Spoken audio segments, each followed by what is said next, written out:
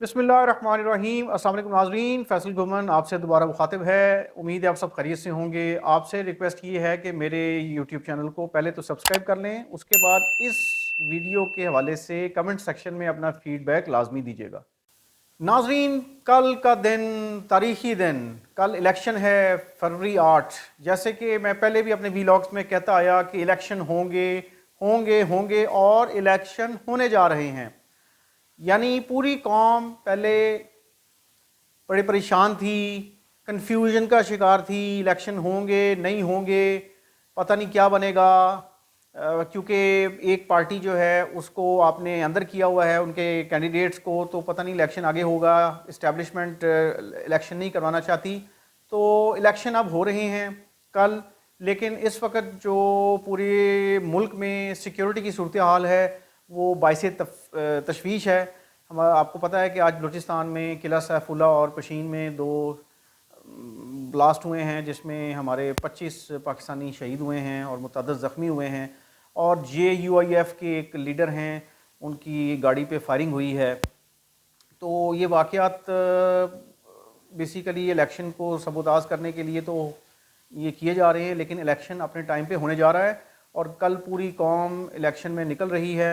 अब देखना ये है कि कल इलेक्शन वाले दिन लॉ इन्फोर्समेंट एजेंसीज़ और कानून नाफिज करने वाले इदारे पोलिंग स्टेशंस को कैसे सिक्योर करते हैं। आपको पता है कि 90,000 से ज़्यादा पोलिंग स्टेशंस हैं, जिसमें से आज फिर लेटेस्ट अपडेट ये आई है कि 16,000 पोलिंग स्टेशंस हसास डिक्लेयर हुए हैं, जहाँ पे क्विक रिस्पांस फोर्स के तौर पे पाकिस्तान आर्मी के फ़ौजी जो हैं वो वहाँ पे स्टेशनड होंगे और किसी भी नागहानी सूरत हाल को वो करेंगे।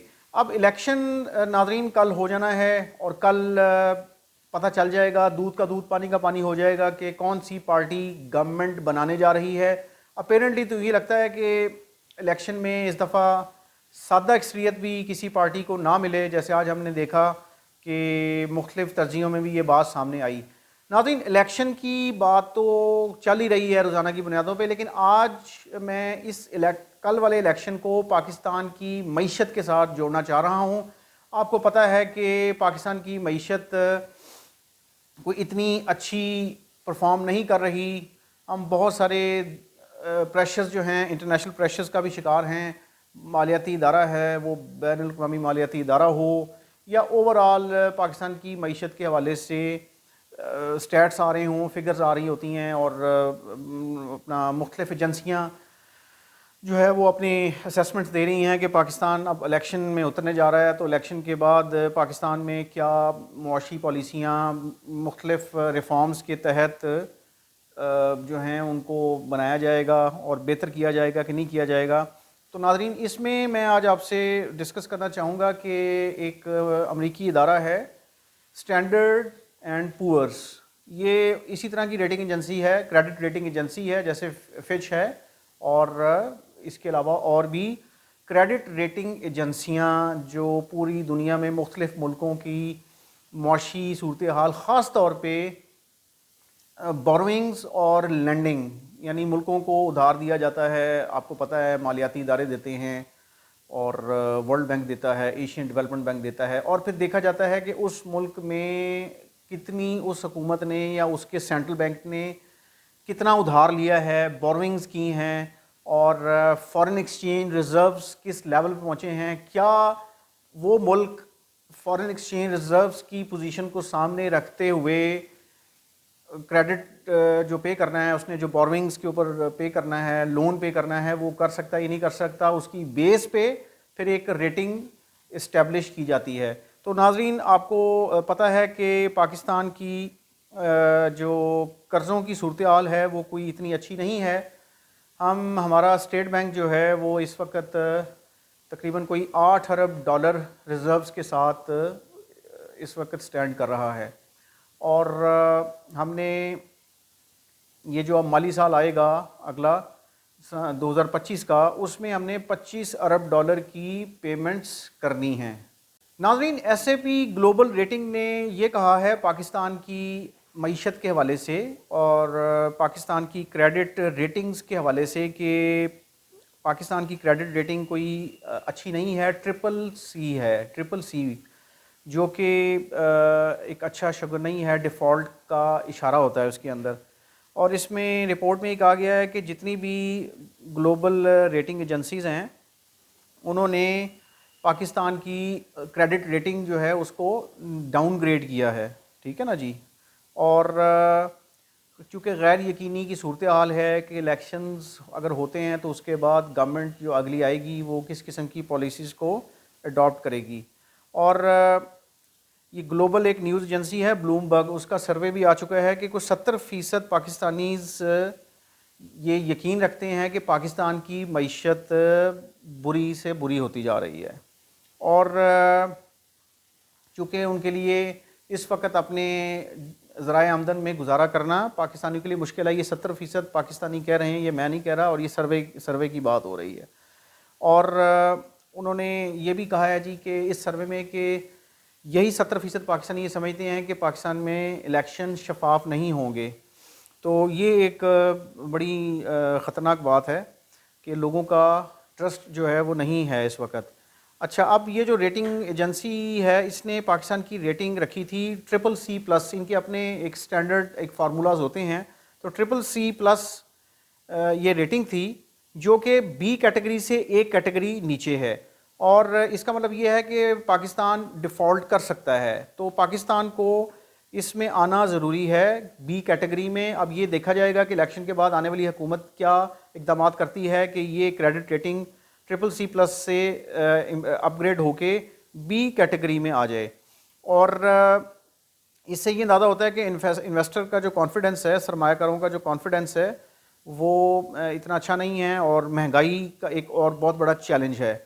اور پاکستان آپ کو پتہ ہے کہ اس مارچ میں آئی ایم ایف کا جو بیل آؤٹ پیکج ہے وہ ختم ہو جائے گا، اور اس کے بعد جو نئی آنے والی گورنمنٹ ہے وہ ایک نئے بیل پیکج کی طرف بھی جا سکتی ہے آئی ایم ایف کے ساتھ، جو $3 ارب کا اس وقت چل رہا ہے. پاکستان کی جو کریڈٹ ریٹنگ ہے یہ دسمبر 22 پچھلے سال یہ بی مائنس سے ٹرپل سی پلس کی تھی اس اسٹینڈرڈ اینڈ پورس کی یہ جو گلوبل ایجنسی ہے انہوں نے. تو اب یہ کہتے ہیں کہ اب یہ کیوں کی تھی، میں جیسے آپ کو پہلے بتا چکا کہ پاکستان کے جو ریزروز ہیں، جو پیسہ پڑا ہے اس وقت سینٹرل بینک میں، وہ اس پہ پریشر ہے، اور ہمارے ریزروز اتنے اچھے نہیں ہیں. چونکہ ہم نے پیمنٹس کرنی ہے $25 ارب کی، تو وہ کہاں سے کریں گے، یہ ایک بہت بڑا المیہ ہے. اور یہ ریٹنگ اس وقت تک امپروو نہیں ہو سکتی جب تک ہمارے ریزروز بہتر نہیں ہوتے.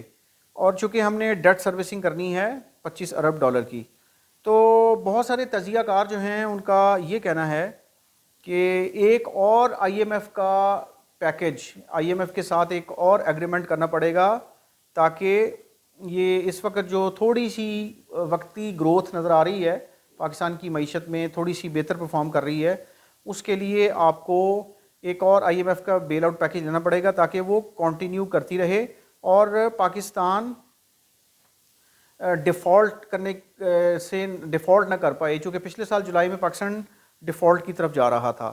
تو اب صورتحال الیکشن آ گئے، الیکشن ہوں گے کل، اس کے بعد پھر ہم دیکھیں گے کہ کیا صورتحال ڈیولپ ہوتی ہے پاکستان کی معیشت کو بہتر کرنے کے لیے. اس وقت جو بڑے بڑے دعوے کر رہے ہیں لیڈرز، انتخابی مہم ختم ہو گئی اور نون نے اپنے دعوے کیے ہیں، پیپلز پارٹی نے اپنے دعوے کیے ہیں، تحریک انصاف بھی اپنے دعوے کرتی ہے. تو اب یہ دیکھنا ہوگا کہ یہ دعوے صرف دعوے ہی ہیں یا کوئی پریکٹیکلی کام ہوتا ہے اس ٹائم جب پاکستان کی اوورال معاشی صورتحال کو بہت سارے چیلنجز ہیں جو میں پہلے بھی بیان کر چکا.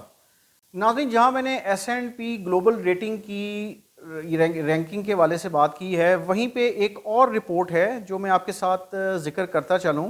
یہ پاکستان کے بڑے بڑی کمپنیوں کے چیف ایگزیکٹو آفیسرز کی اوپر ایک سروے ہوا ہے، اور یہ کمنگ 12 منتھس کا سروے ہے جس میں انہوں نے اپنی یہ سی ایوز نے بتایا ہے کہ وہ کتنے سیٹسفائیڈ ہیں.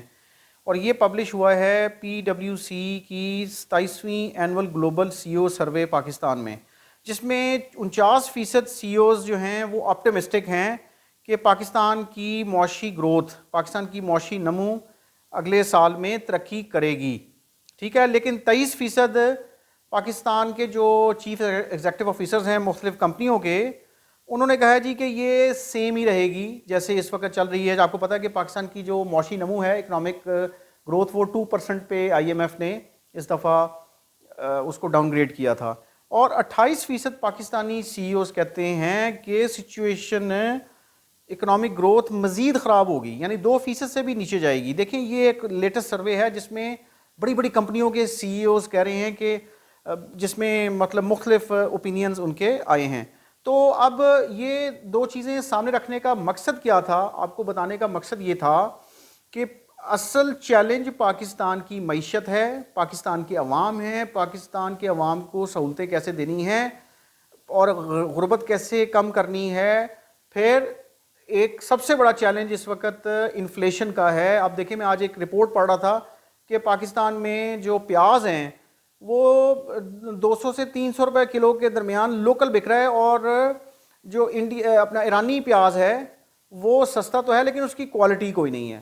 اور چونکہ دنیا میں پیاز کا کرائسس آیا تھا پچھلے سال انڈیا کی وجہ سے، تو پیاز کے جو ایکسپورٹرز ہیں انہوں نے پیاز جو ہے وہ ایکسپورٹ کرنے کے لیے چھپا دیا، اور اس کے بعد ایکسپورٹ کیونکہ اس کی پرائس گورنمنٹ نے سپورٹ پرائس، ایکسپورٹ کی جو پرائس ہے وہ بڑی اچھی رکھی ہے اس دفعہ، جس کی وجہ سے پیاز آپ کا اچھا پیاز جو پاکستان کا ٹیسٹی پیاز ہے وہ باہر جا رہا ہے.